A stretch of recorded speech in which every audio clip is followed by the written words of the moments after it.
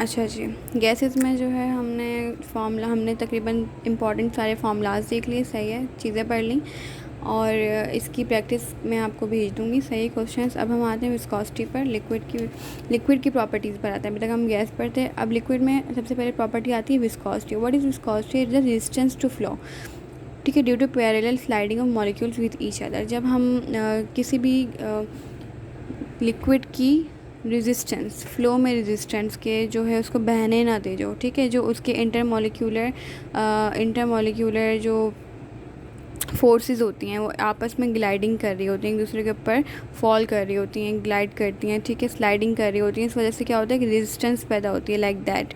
सही है, मॉलिक्यूल्स ये जो है लिक्विड के मॉलिक्यूल्स हैं, जब हम इसको नीचे बहाते हैं तो ये कोई ना कोई जो है आपस में स्लाइड करते हैं, ग्लाइड करते हैं, रेजिस्टेंस पैदा होती है, इसे हम क्या कहते हैं, विस्कोसिटी कहते हैं। अब इसमें इंपॉर्टेंट बात याद रखने वाली क्या है, इसके यूनिट्स हर जब आप बुक रीडिंग करेंगे तो यूनिट्स बहुत ज़्यादा ख्याल रखना है, यूनिट्स का बहुत ज़्यादा तवज्जो देनी है। सही, इसका जो एसआई यूनिट होता है पॉइज़ होता है, और इसका एक और यूनिट होता है ईटा, ठीक है। तो जो है ये बहुत एमसीक्यू वाइज इंपॉर्टेंट है।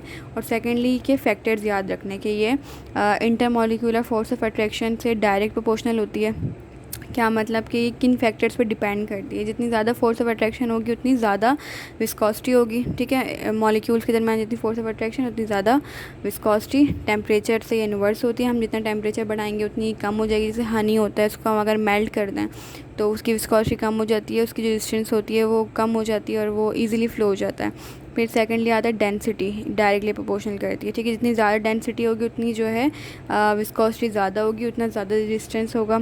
और सेकेंडली क्या होता है, साइज़ या शेप ऑफ वाटर, ठीक है, या मॉलिक्यूल।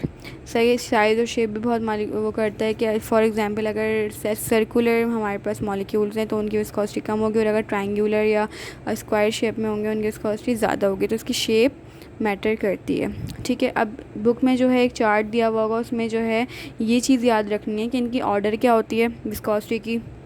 फॉर एग्जांपल ग्लिसरीन की सबसे ज़्यादा होती है, फिर वाटर की, फिर इथाइल अल्कोहल, फिर एसीटोन की। वैल्यूज़ भले बेशक याद ना करें, लेकिन इसका ऑर्डर याद रखने कि किसकी विस्कोसिटी किससे ज़्यादा है, बुक में दिया हुआ है, आंखें खोल के पढ़ना है, ठीक है।